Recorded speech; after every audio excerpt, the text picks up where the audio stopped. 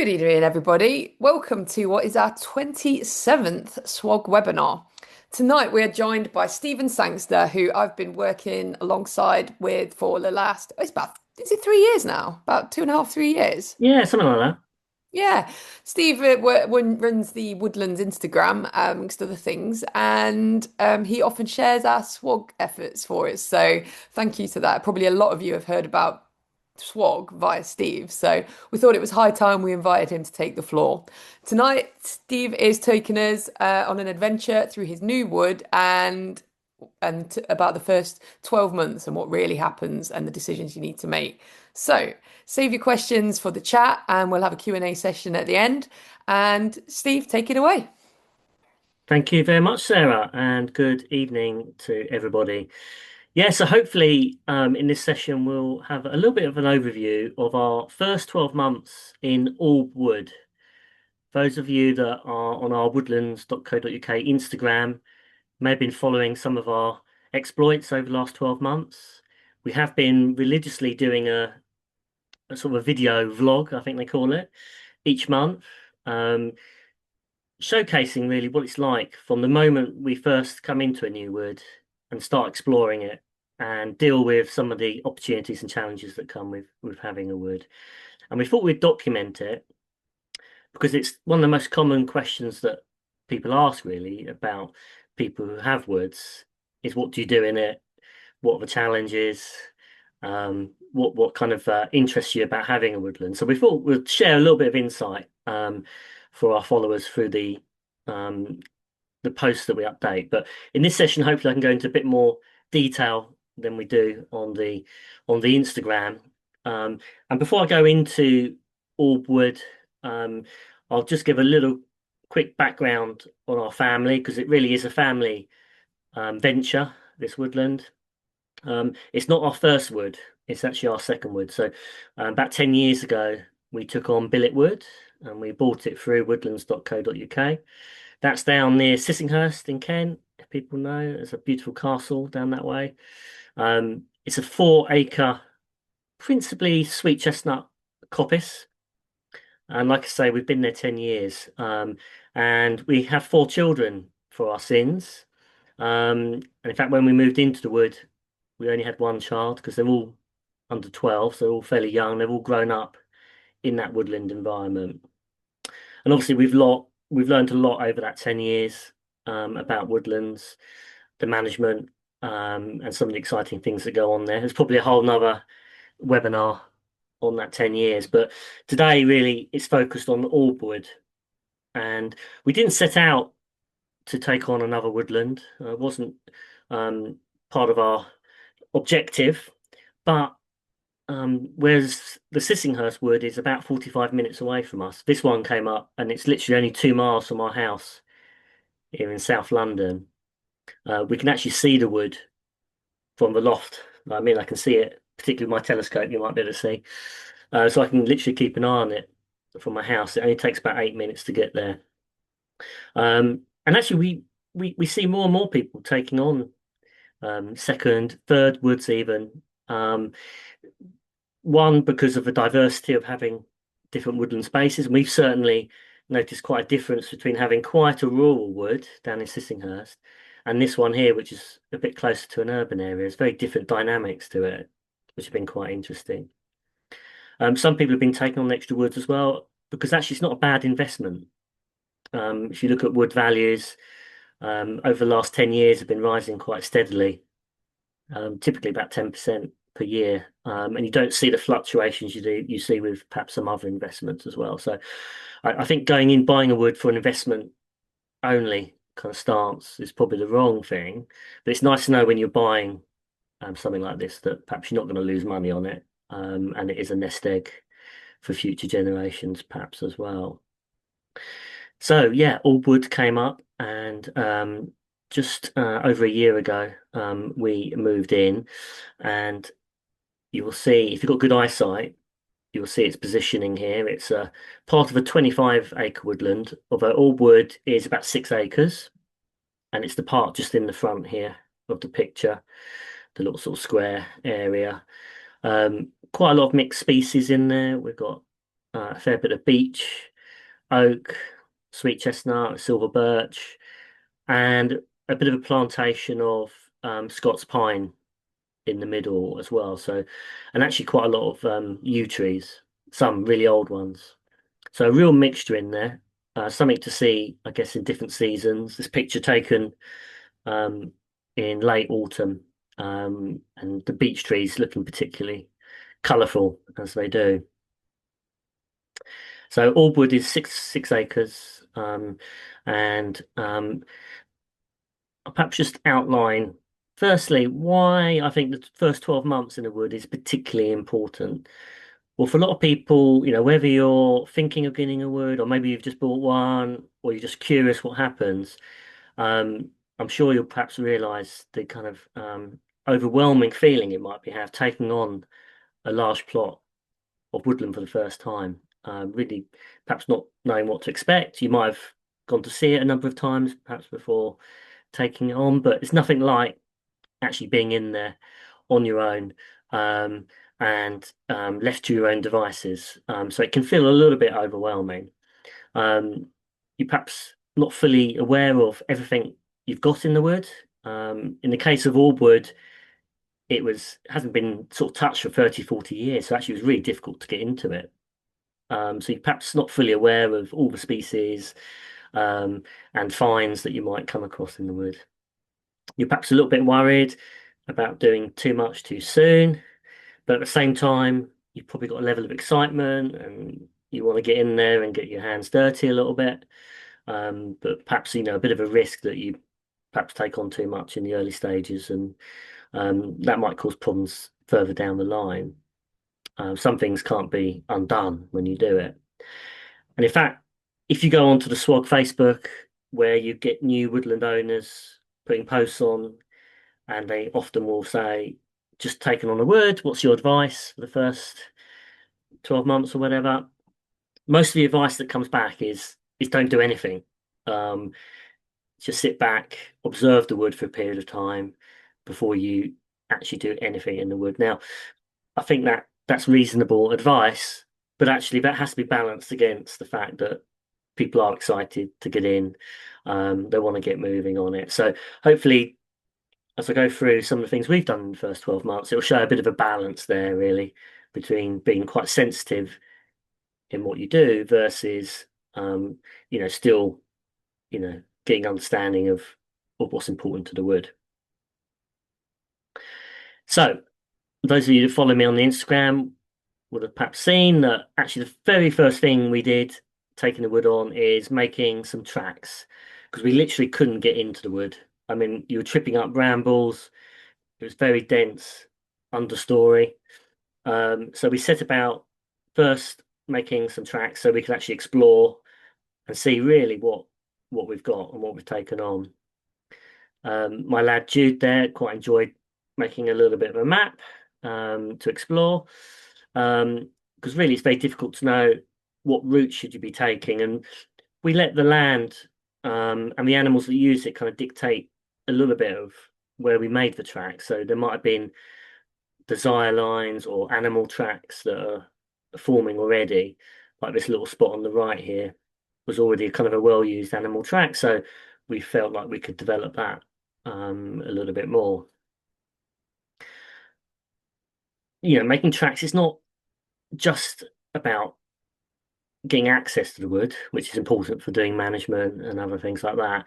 It's creating a defined space and route that you're wanting visitors and people using the wood to use. And that could be because you've got particularly sensitive areas here. We've got some lovely native bluebells. I didn't want people just walking any old route. We keep a defined small route through it that protects the bluebells, which is very sensitive to kind of people walking over them. Um, I can't talk about taking one step at a time here. That's kind of in a literal sense, in that you might find parts in the woods where you've got undulations. You need to think about, is this safe to walk as a normal track, or would it benefit from putting in some steps? There was certainly one spot in the wood where we thought putting in a few steps would make it a lot safer and really simple to do. Some old decking boards which have been sort of staked into the ground and dug kind of a step format in, and then that's a lot safer. Very enjoyable to do. It's a little working party activity for a day or so. And when I'm making the tracks, I'm not talking about sending the bulldozers in. Um, it's very light touch. I'm putting longer logs to the side of the track to kind of guide people where the track is. Um, Doing a little bit of cutting to make sure, you know, you can actually walk through quite reasonably without hitting into things. Um, but it is still quite an undertaking. So this is a aerial shot of the wood, and we decided actually doing an orbital route around the wood would work best because we had some lovely field edges here with some great views actually. I find the woodland edge really kind of interesting where the wood meets open fields. You've got a lot more wildlife. You've got that light coming in. You can spy on the neighbours as well, which was useful. So we thought, let's create a nice little orbital route. I think it's almost a mile long actually in total. Um, and if you think every step through that wood required work to clear it, you can see it's a fairly big undertaking. But once we completed that orbital, which was a huge satisfaction when it was complete, I imagine it was like how the Eurotunnel engineers felt when they connected France up to the UK finally with a tunnel. Huge amount of satisfaction when it was finally complete and the kids were doing time trials around it and stuff like that. And it meant finally we could walk all the way around the wood, and from that vantage point, we could see into the more central parts of the wood. And over time, we might, um, well, we will definitely create new tracks, maybe to go into the middle part as well. But as a starting point, this felt like a good um, place to start. And when you're making the tracks, not only do you find points of interest and interesting things, like I found some beehives that had been left there dormant, so that sort of sparked a bit of interest about what we, something we might do in the future. Um, but it's kind of also as you go round, you're mentally thinking about a camp area, and we'll come on to look at kind of where to set your camp up in a moment. But unless you can explore the wood fully, you don't know where those opportunities are. And that's a mistake I think I made with the first wood I had in Billetwood 10 years ago. There's parts of that wood I have never actually explored just simply because it's too difficult to get to. And I've never actually made that track. So I'm kind of pleased that I made that effort. Um, so you've made your tracks. The next step is trying to get an understanding of really what's in your wood. And when I say that, it's everything from the topology, the flora, and the fauna that you might have in there. And there's kind of a lot of reasons why you want to really get a deep understanding of what you've got. And for me, that starts with these LiDAR maps you can get. Actually, if you just search Google, you can get a LiDAR. It's like a laser mapping technique, which shows you the topology of the land, and it throws out a lot of interesting features typically in the woods. So, with this particular LiDAR, there's potentially some old bomb pits. There's definitely some extraction pits where chalk was perhaps used, extracted for agriculture. Potentially some older earthworks as well. So that really helps you understand what's the topology like, and that could be important for things like where you put your camp, and also if I went missing one day and fell down a chalk mine, they perhaps know where to look for me.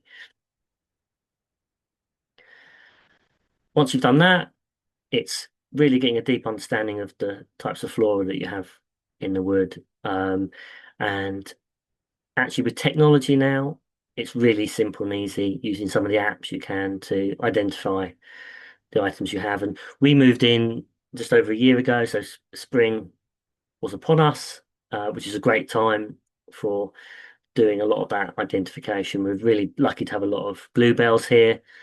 There's a lot of foxgloves, orchids, primroses. So we literally went around with kids, with Nanny, and made a list of everything we were coming across. And that's important because if there's an area with bluebells, we want to make sure we protect that going forward. If you came into the wood in the autumn or winter, you wouldn't necessarily know what was lying beneath the soil, ready to come up.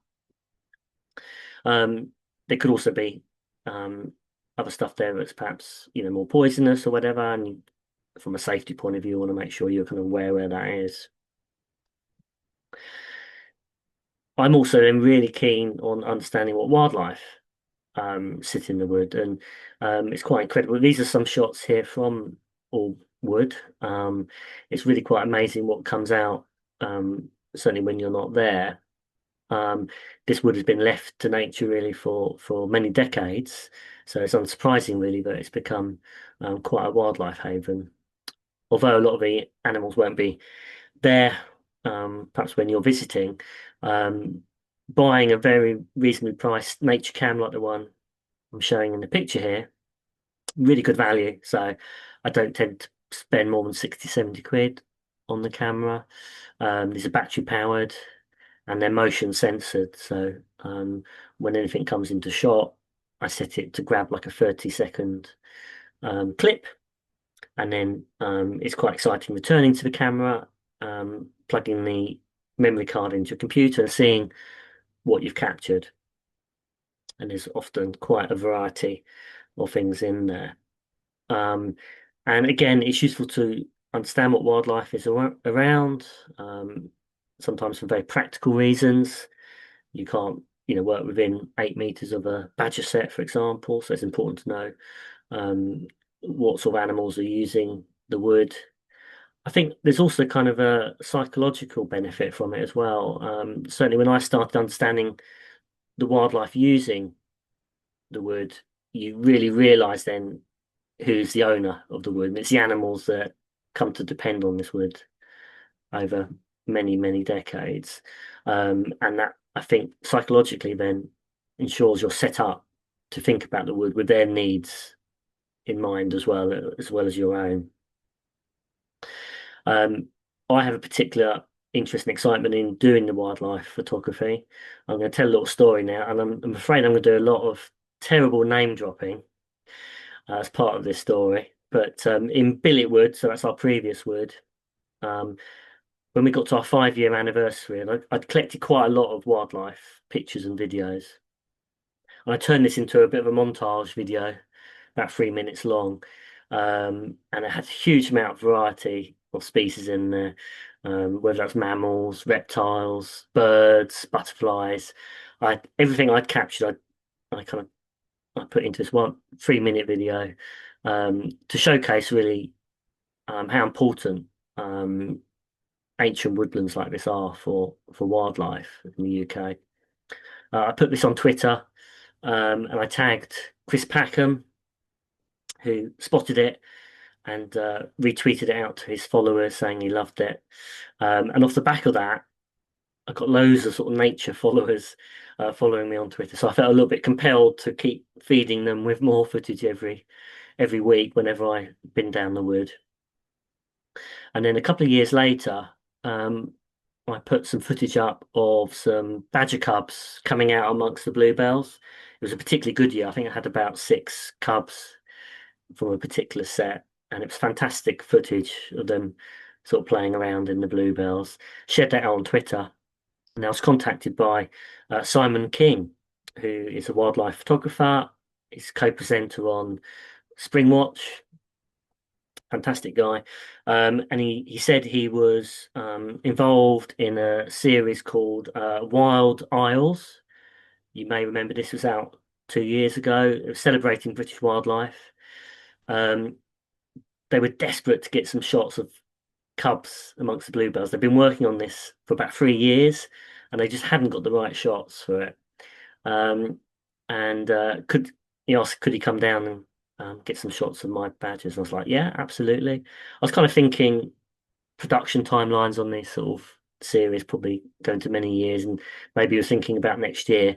No, he actually wanted to come down the next morning with his TV crew.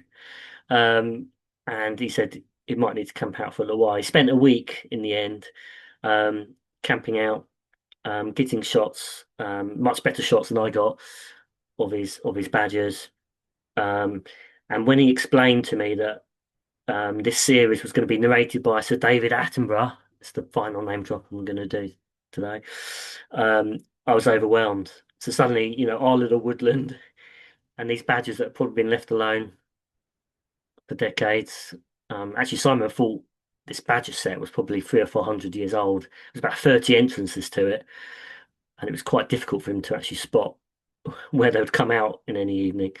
Um, but yeah, these little badgers were thrown into the limelight, and actually they used the badgers amongst the bluebirds in a lot of their marketing, and the accompanying book to the series had them on it as well. So these were the most famous badgers in the world, I think. So off the back of that, I've become particularly interested in the wildlife, and that's why it's been quite a big part of our first 12 months.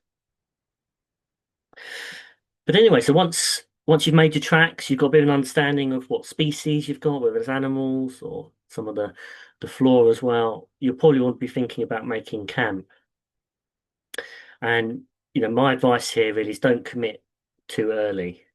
What I did with Allwood was kind of find about five potential areas and started to um, kind of um, keep an eye on them for a few months to see actually, trying it in different times of day, different weather conditions.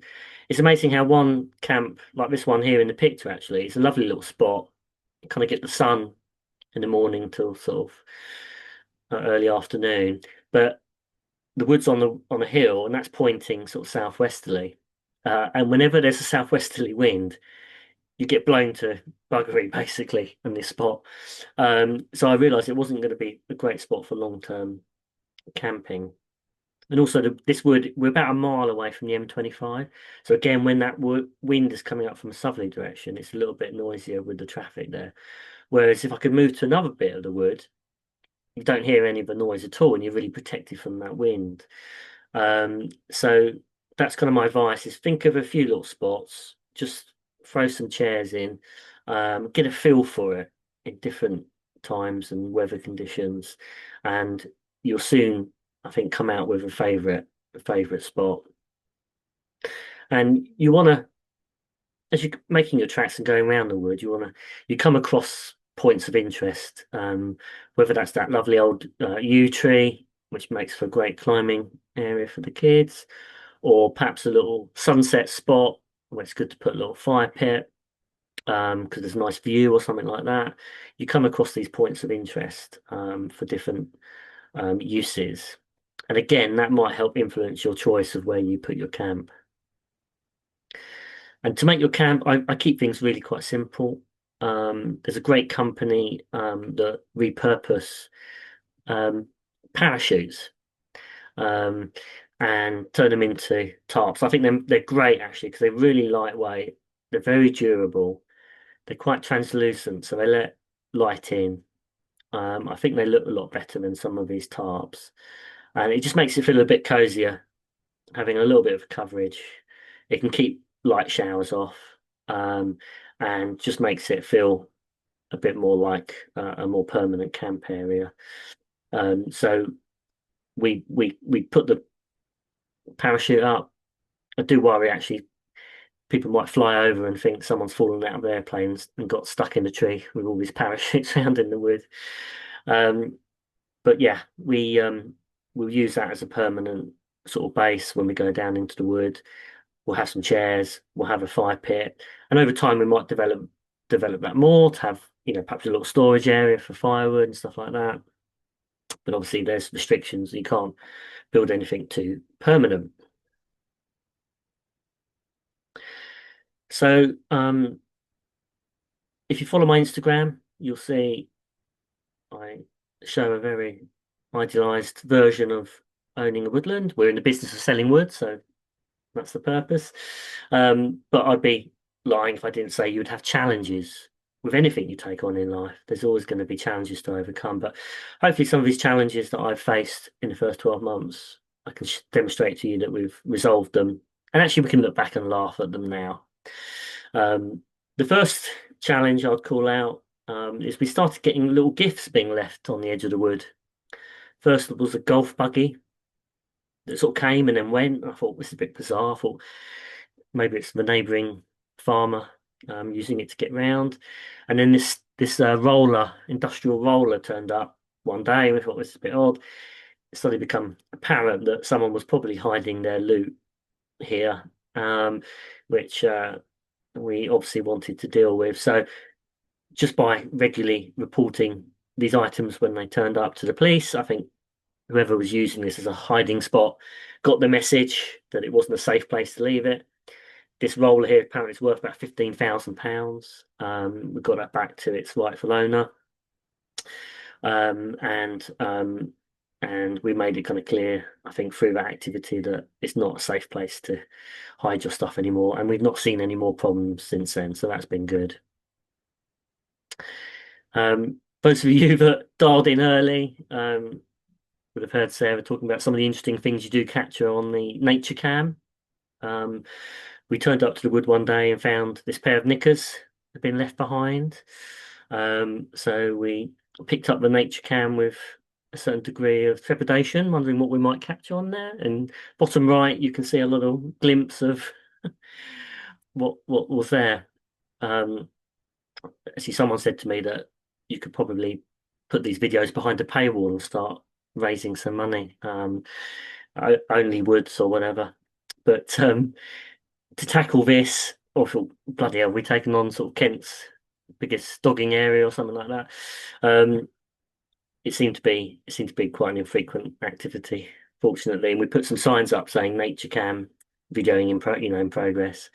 So I think people got the message, and we've not had any problems since, or at least maybe they've been a bit more discreet. I don't know. And perhaps the third area of challenge I'd call out is around litter. I mean, this is a problem wherever you go in the UK, sadly. This wood had been left pretty much untouched for about 30 or 40 years. So some of the litter here wasn't, people walking through and discarding crisp packets or anything like that. It was more things like tires and stuff like that. Not a huge amount, but I'd take a ton bag down there and just do some focused sort of litter picking.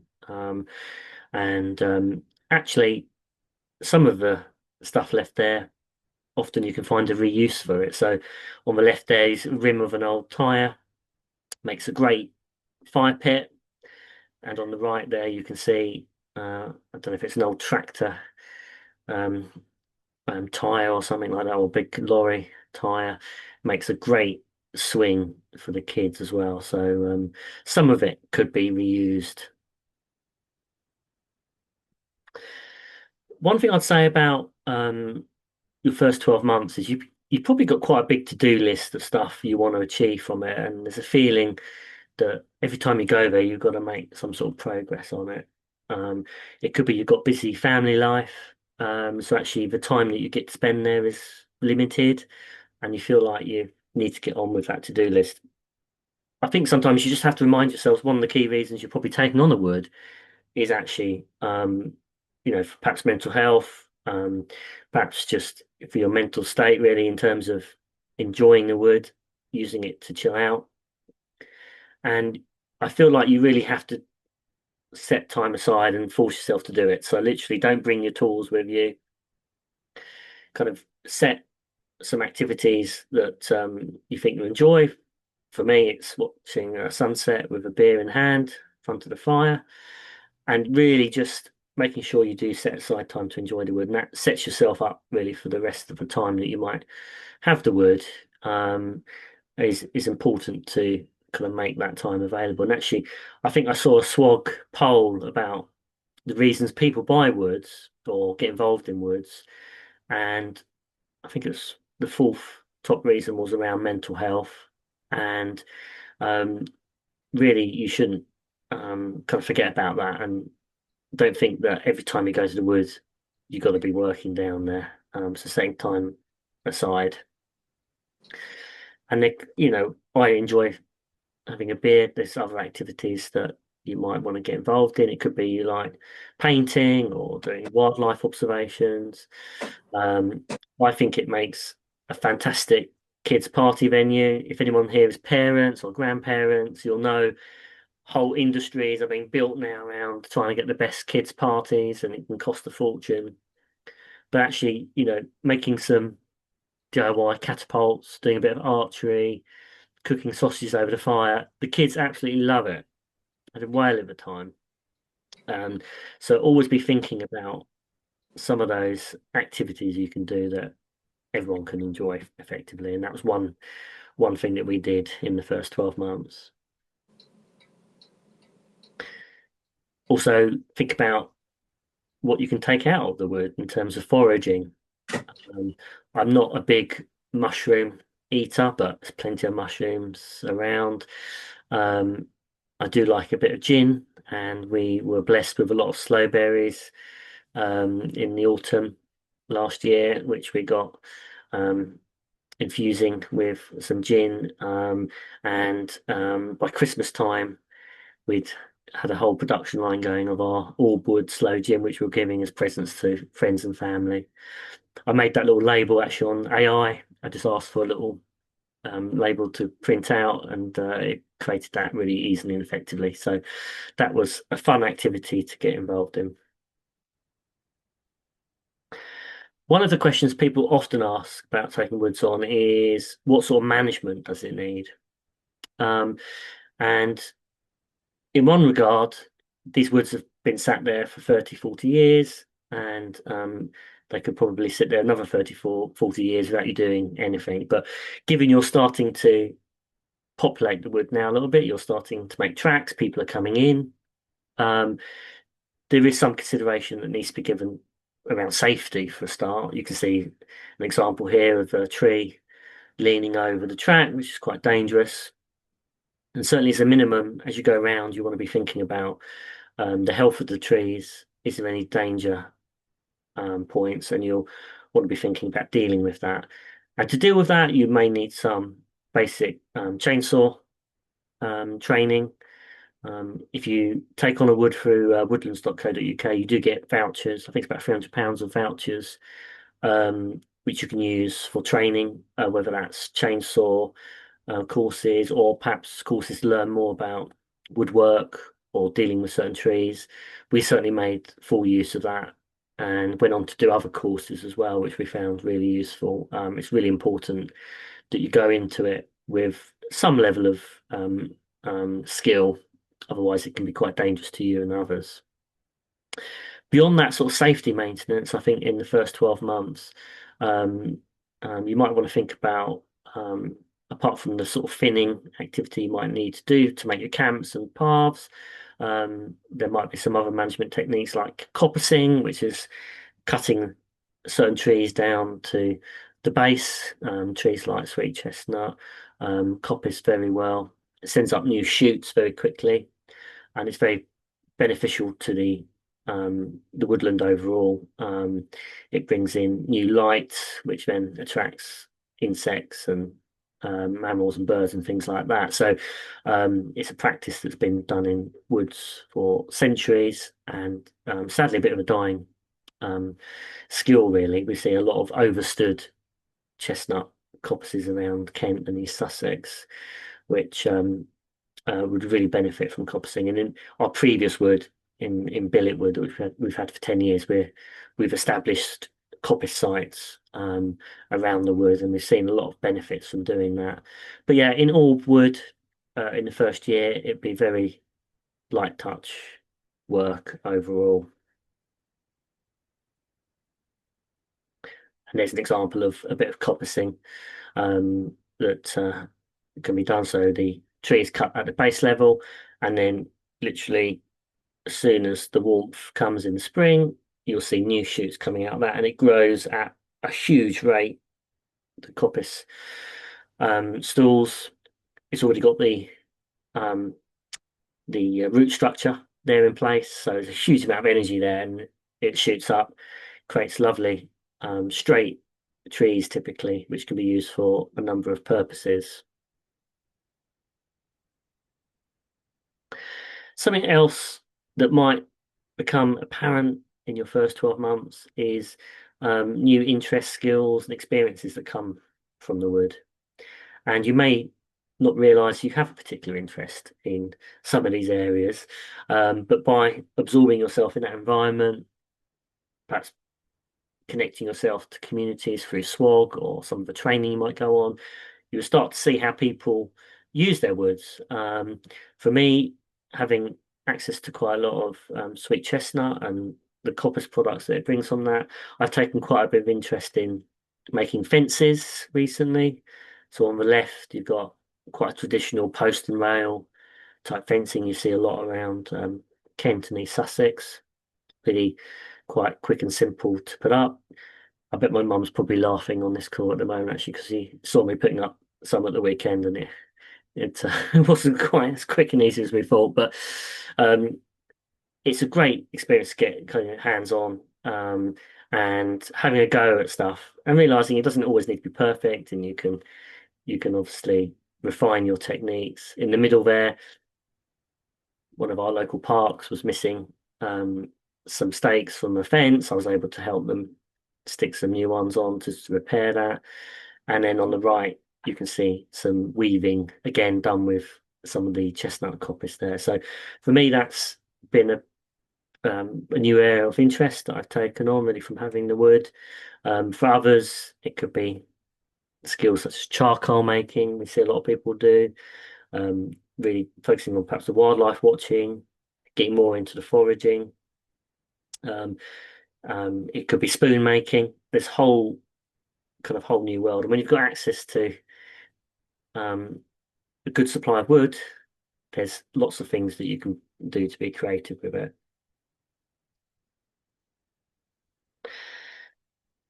What's really important, I think, and why I say 12 months is kind of an important period because you'll see the wood through every season and it does change immensely and it gives you different things at different seasons.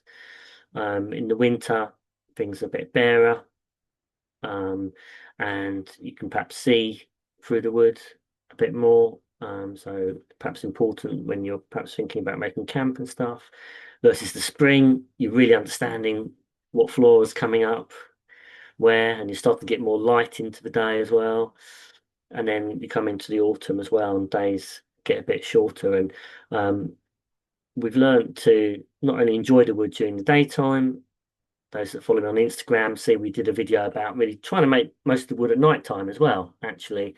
In the depths of winter, a lot of the time that you might have available to go to the wood will be dusk or dark. And there's still a huge number of things you can do there, from seeing the different wildlife that comes out at that time of day, seeing the stars and the moon. Maybe you're interested in that kind of aspect. Often the woods will be in an area where there's very little light pollution.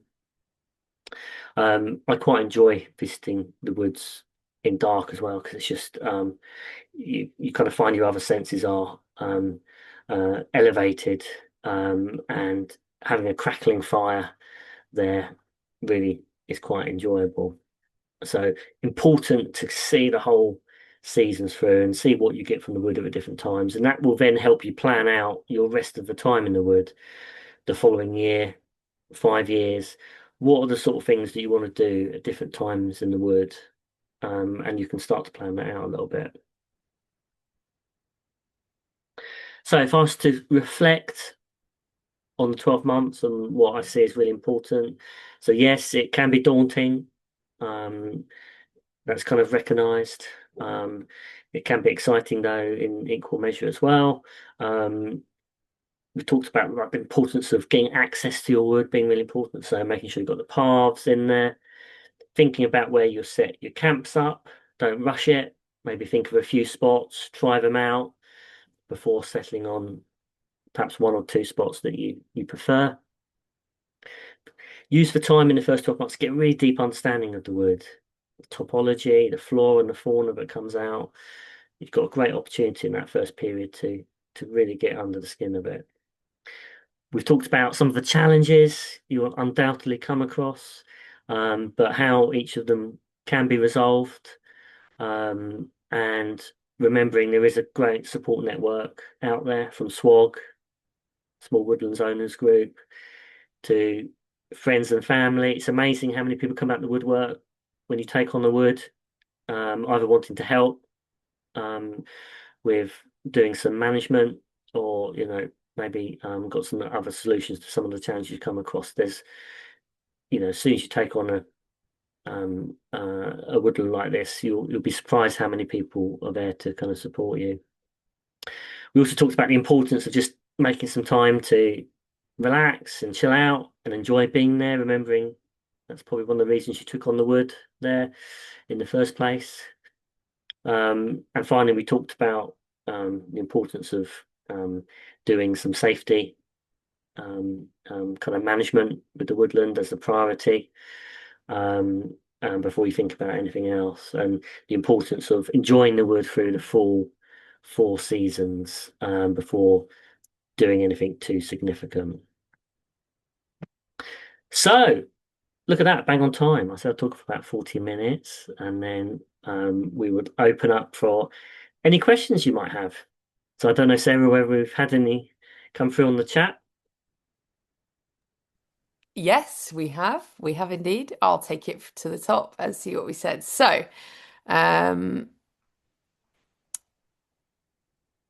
Chris asks, how was the boundary defined for purchase and how did you improve the marking?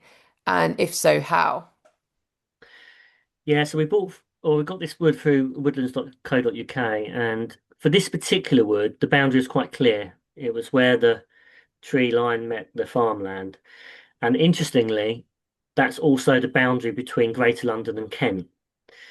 So it's quite an important boundary. And actually, we found when we had these stolen items being left, there was a lot of arguments between the police forces about who's ticked with it, and almost pushing these stolen items into the different areas. So where we do join into the bigger wood, woodlands have put some staked markers along, which are coloured, which are quite clear. So it's not been an issue for this wood really to define the boundary, but it's important that you have either some stake markers, or you might come in and put a fence in, like some of the ones that I've been building, if you wanted to really mark it out and protect it. It's funny, it's probably the first question people ask me when I say I've got a wood is like, oh, do you put a fence around it? And like, no, no, I don't. And we quite relaxed, not only about our kind of neighbours, and but also we find that particularly with this new wood, old wood, it's near an urban area. You get dog walkers. Some people might get a bit funny about people walking through the woodland, but actually I see that as a great advantage. As long as they're not there causing a problem to the wood, it's extra eyes and ears looking out for it. I've no reason to stop people enjoying the wood. They've probably done it for many, many years. So I'll be in the middle of the woods sometimes, and I'll see someone's walking through, and I'm like, "Hi," and that's it. And we have a little chat. Okay. Molly asks, what kind of native butterflies have you had fluttering around in Orb Wood? Oh, you're testing me now, but we did see a peacock as just butterfly had just emerged last week, which is the first I'd seen. Lots of other species in there. If my mum's still on the call, she'd probably better reel off some that she spotted as well. But we did start making a list actually of what we'd spotted. But peacock is the only one I could perhaps name. There's a really nice identification butterfly chart that I've got. I'll share it. I make it free and I put it on the swag thing. So maybe that'd be about the right time to be doing that with kids for the Easter holidays. Perhaps I'll put that on the swag Insta. Okay. That'd be good. And the other thing I was quite interested is moths. And there's someone lives near me actually that is really into sort of doing moth sightings. They have a little little tub with lighting in, and you attract it. And I'm quite keen to do a little survey and see what turns up. Yeah, goth butterflies, I call them. Um, oh, Aaron would like to know what can you recall the name of the company which repurposes the parachutes? I knew someone was going to ask me that, and I'm just going to have a look on Instagram now. So maybe move on to the next question whilst I just try and grab that. Okay. I'm gonna muse about. Do you remember in primary schools when you used to have parachutes and you used to do all that? And did you do that when you were at school? Yeah. I know that you can get parachutes from army surplus places. If you live near Nottingham, there's Anchor Supplies where you can get them. I do know that one. Um, I can't find them offhand, but if you follow the woodlands.co.uk Instagram, send me a message through that. I'll send you a link. But yeah, fantastic company. The one we got for our previous wood, billet wood, was actually a 1970s ex-British Army parachute. Huge, great thing. I think it's 10-meter diameter on it, and it's fantastic, and it's served us very well. Good if you want to recreate Lord of the Flies in your woodland. Um, I've got a lot of fallen timber in the wood at the moment, says Paul. Some of it dating back to a 1987 storm. How much of it should be cleared, in your opinion? I think the guidance is you should leave 10% of the trees on the ground that fall. And actually, I popped up to Allwood earlier, and we've had quite strong winds over the last few days, and I noticed quite a bit had come down. Um, I tend to leave everything that's come down, unless it's crossing a path or something like that, or I particularly think it's a nice bit of wood to use for something like fencing. Um, so, but if you're sort of clearing area, doing some coppicing, for example, they say you should leave about 10%. So when I tend to coppice, I'll cut various stalls down, and the most useful part of the timber is the bottom part of the tree. Some of the higher parts I don't tend to use, so I'll stick that into a big pile and create wildlife habitats. And I know that's been kind of really useful. I've seen a lot of wildlife making use of that. So about 10% then. Okay, thank you. Molly asks, have you ever had a situation where an injured wild animal has been caught on your trail camera? And what measures do you take as an owner of the wood to protect injured animals? What has that occurred to you, first of all? Um, the only injured animal I've come across, either recorded or actually in person, was an injured bird in Aldwood, actually. I think the bird, again, I think it was quite a windy storm. We were up on the hill, and I think the bird would probably just float. It was driven by the wind and hit a tree, and had a broken wing. It's a very difficult one, knowing what to do. I mean, I've been observing the badgers quite a lot. When Simon King came down to the wood, he was very generous with his time and taught me how to observe the badgers carefully. I was He invited me to come out one evening for the filming. I thought it would be great fun. Until he told me actually that he gets in position 4 hours before the badgers are due to come out. And he will stand there in absolute silence. You cannot eat, you cannot move, you cannot go to the toilet. He's literally just standing there. And I thought, how on earth am I going to do that for 4 hours? But it's crazy. You go into like a Zen type Meditative state. mind. Yeah. Yeah. And Okay. time goes really quickly. And so, but yeah, I've been observing the badgers a lot. And some of these dry summers that we've had with droughts have been devastating for the badgers because um, they principally eat earthworms as their major part of their diet. And the ground has been so hard in the height of summer, they literally can't get the food. And the poor things are quite starving. But I have to take a decision that I'm not going to intervene um, with the wildlife, as hard as it is to see them. And I've seen them drag out dead cubs from the set. Even it's very tempting to try and help, but you're then just going to create an unnatural population of animals potentially, which could cause more harm. So, um, as hard as it is, I tend not to intervene. Yeah. Your mates Attenborough and Chris Packham do the same, don't they? So it's true though, and it's tough. But I think the only time I've ever seen anyone intervene is where it was at Attenborough one where they had some penguins and the cameraman, the penguin was waiting in the path, and then they did move out of the way so he could carry on with his path. Thought that one was okay. Not that you'll have penguins in Aldwood. I do understand. Chris just wants a quick reminder of the total acreage of your wood. So all wood is 6 acres. Okay. Brown says, and I think a few people have agreed with this, really enjoying this, and he would really like other members to do a sort of case study of their own wood. And that's just, well, that's nice to hear immediate feedback, Steve. I think, yes. Yeah, come on. I mean, everyone has their own unique experiences in the wood. Yeah. You've seen some of mine, but everyone else will have their stories. And yeah, come on. Yeah. And here's a question. It's questions from our garden, actually. Would you remove non-native, the Spanish bluebells, if you find them? Yeah, I would do because this wood is benefiting from native bluebells.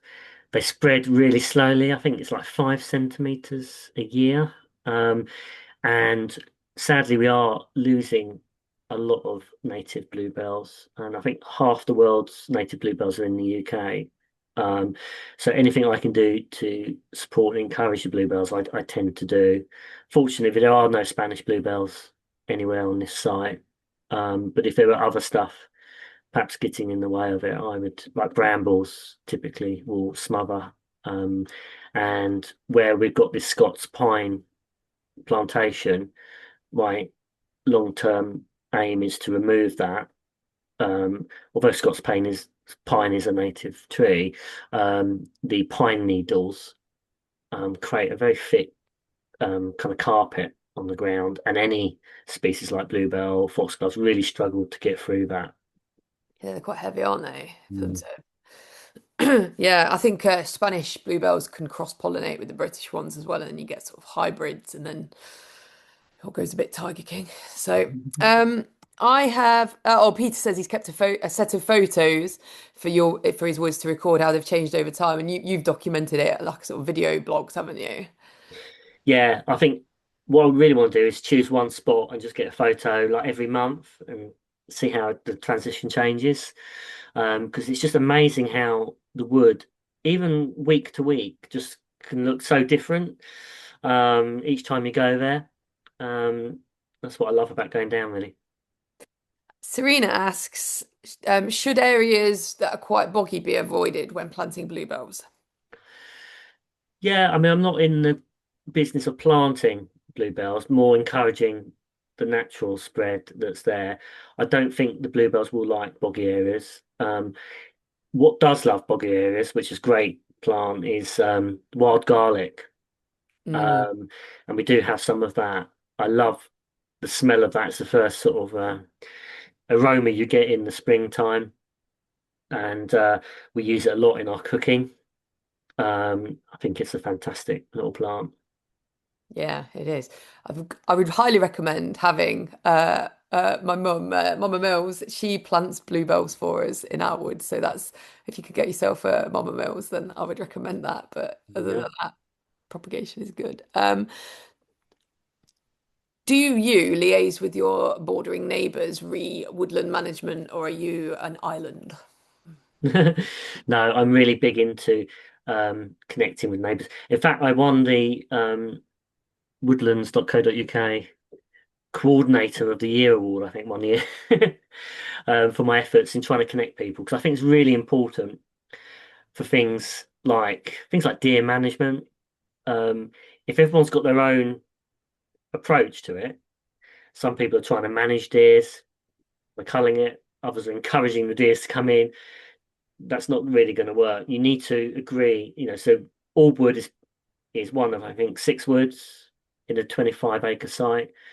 It's really useful to get to know your neighbours, agree what your collective strategies are about dealing with the wood and some of the opportunities and challenges that come with it.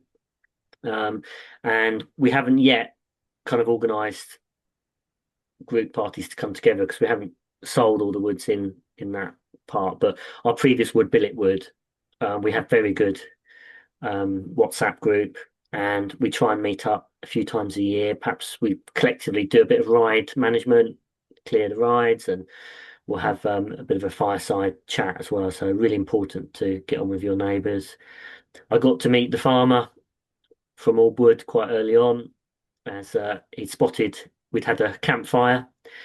This is a wood that hadn't been used maybe for 40 years, and suddenly he sees a fire in the wood in the height of summer when there's obviously quite a risk of fire spread. We were obviously having a very controlled fire in the fire pit, but he came over quite early on to see what was going on, and it was good to get to meet him and know him. It is good getting to know your neighbours. Do you know what? I found out a couple of weeks ago that there's someone who lives in my village who lives the distance they live from me in the village, they live about the same distance when they're at the wood. They've got the same equivalent wood plot. Yeah, They might that's even be here funny. tonight. That is quite funny. Yeah. Um, this is a nice throwback to last month's webinar. Have you found any veteran trees? Yeah, um, we have a yew tree, which I think is probably at least 300 or 400 years old. We have some very old beech trees, maybe getting on for 200 years old, and some oak trees as well, which are probably about 300 years old. Um, Again, it was through making the tracks that you get to find them. And actually, the aerial pictures of your wood help. You can see where there's a big tree often. Um, so we're going to take extra care to make sure these trees can live on for many centuries to come, hopefully. Have you registered them on the Ancient Tree Registry? I'm not sure actually if Woodlands might have done that already. You can But yeah. check. If you simply refer to webinar 26 on the YouTube recordings, you can see how to do just that, Steve. It is actually it's a site of special scientific interest overall because apparently a type of orchid, a quite rare orchid, was spotted there, which we've been quite keen to try and see if we can spot again. But yeah, there's quite a lot of interest in the site. There is a tree preservation order over the whole site as well, albeit we do have a forestry management plan in place, which kind of supersedes a tree preservation order as long as you follow your management plan, which are things like trying to take out some of the non-native species and things like that, then you're all good. Okay, this is a question from Charles. He has a mature beech tree which is looking very sick. Is there anybody, just a name, that can advise about the management of it? If anybody knows, type it in the chat. That would be really handy. We can help Charles out with that. We are coming up to 3 minutes till the end, so I'm going to just scan the questions. But Steve, with the great interest of questions, it only tells me, and you did say you would perhaps do another webinar about your other ones. So I've got your camera saying that. So, um, do you put up bird boxes, owl boxes? Do you find that has much impact on how we can help wildlife, or do you just let nature do its thing? Yeah, I have actually. I've been making my own bird boxes and bat boxes. I've quite enjoyed making them and myself and putting them up, and it's great to see them being used. But actually, the biggest thing you can do to support birds, mammals like bats and stuff like that, is leave a dead tree, and they will create their own nesting in it. Good job we left 90% of fallen wood then, hey? Yeah. Um, uh, Some Robert asks, could you remind us how to access LiDAR views? Yeah, just in Google, just type in LiDAR map, and there's quite a few sites that offer it for free now. Um, I find it fascinating to scan local environment. I found quite a lot of interesting things. So just to the south of our wood, I found a very big earthworks, and I thought, blooming hell, I found like a Roman encampment here. Um, did a bit more digging on it, kind of literally, and we found out actually it was a site where they took all the rubble from the Blitz in the East End of London. They went and dumped it in this long kind of embankment. And the plan was to use this as an embankment for a road before they built the M25. So in this embankment, it's basically all the bits from the housing and factories that were bombed during the war, and probably body parts as well, because sadly, people would have been blown to bits, really. So really, it's like a monument to the Second World War. I did actually get that registered as part of the official monument register. Steve, thanks just so much for taking us on a journey through Orb Woods tonight. I think I safely say we've all really enjoyed it. I think the fact that people want more webinars of this ilk lets you know that instantly. Um, If any of you would like to volunteer to do something similar, perhaps take us on a journey through your own woods, email me at sarah@swag.org.uk and we'll get you a platform and I'll make you an advert and you can come and do what Steve's been brave enough to do tonight. Steve, I'm sure I'm going to get some questions. So if people message me, I will ping them over to you. Please follow Steve's adventures on woodlands.co.uk and look up his orb wood. And just yeah, we look forward to seeing what you're going to do in spring and summer. And give us any numbers of any children's parties that you're doing, because I can make it business. that could be a side hustle, Steve. Thank you so much, and see you soon. Thank you, Brilliant. everybody. Thanks, everyone. Good Oh, night. the email address is Peter. It's sarah@swag.org.uk. So Sarah, I'll type it in for you at swag.org.uk. Yeah, email me. Let's get a few more of your pair. Thanks, everyone. Brilliant. Good night. No, no, enjoy it. Oh, enjoy your. I hope your shipment container isn't like in the middle of your track or something. I hope it's somewhere convenient. A bit worried. I've had no updates on it, so God knows. No news is good news, Steve. All right.